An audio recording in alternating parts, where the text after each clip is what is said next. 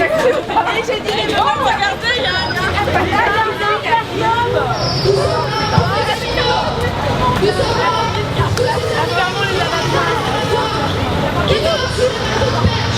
ah, c'est un truc grave, sinon on était dans le grave.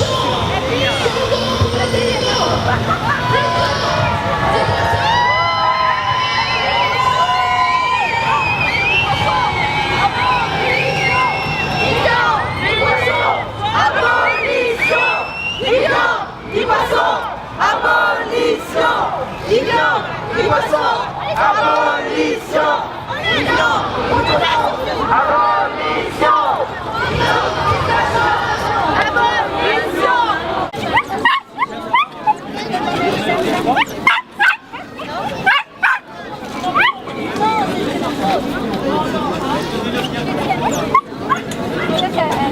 En 1949, le cinéaste Georges Franju a filmé la triste réalité de leur mise à mort dans un documentaire intitulé « Le sang des bêtes ». De sa première visite, il dira plus tard « Quand je suis allé la première fois là-dedans, je suis rentré chez moi. J'ai pleuré pendant 2 jours. J'ai caché tous les couteaux. J'avais envie de mourir. Les consommateurs de chair, de lait ou d'œufs que nous sommes ou que nous avons été n'aiment pas penser à ce qui s'est passé en amont pour que ces produits arrivent dans nos assiettes. John Maxwell Coetzee, prix Nobel de littérature, notait à ce propos dans une interview donnée en 2007 « La grande majorité des gens se sent un peu mal à l'aise, un peu nauséeux quand ils pensent à ce qu'il se passe dans les élevages et les abattoirs. Alors, ils organisent leur vie de façon à penser le moins possible aux élevages et aux abattoirs et font de leur mieux pour que leurs enfants restent dans l'ignorance, car les enfants ont le cœur tendre et peuvent être facilement émus. Mais pendant que nous détournons le regard, les animaux, eux, continuent à vivre l'enfer à cause de nous. Pendant que nous nous abritons derrière les arguments visant à croire qu'ingurgiter le corps d'autrui serait légitime, normal, naturel ou nécessaire, les animaux, eux, continuent à vivre l'enfer à cause de nous.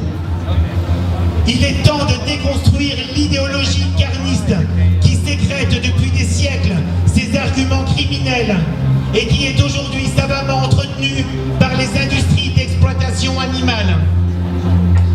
Il est temps de constater la primauté du moindre désir humain, de la moindre mauvaise habitude acquise sur l'intérêt des animaux à jouir du seul bien qu'ils possèdent, leur propre vie. Nulle pratique humaine ne cause plus de souffrance et de mort que l'élevage et que la pêche.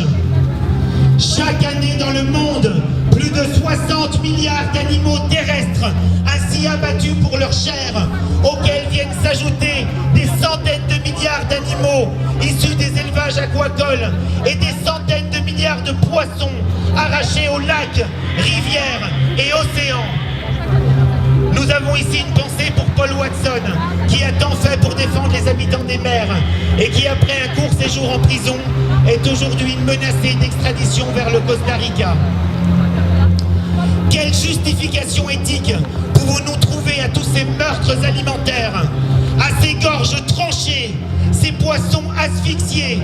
Aucune, si ce n'est le plaisir égoïste de satisfaire nos papilles au mépris de la vie des animaux et au mépris du coût écologique que représente de plus leur consommation.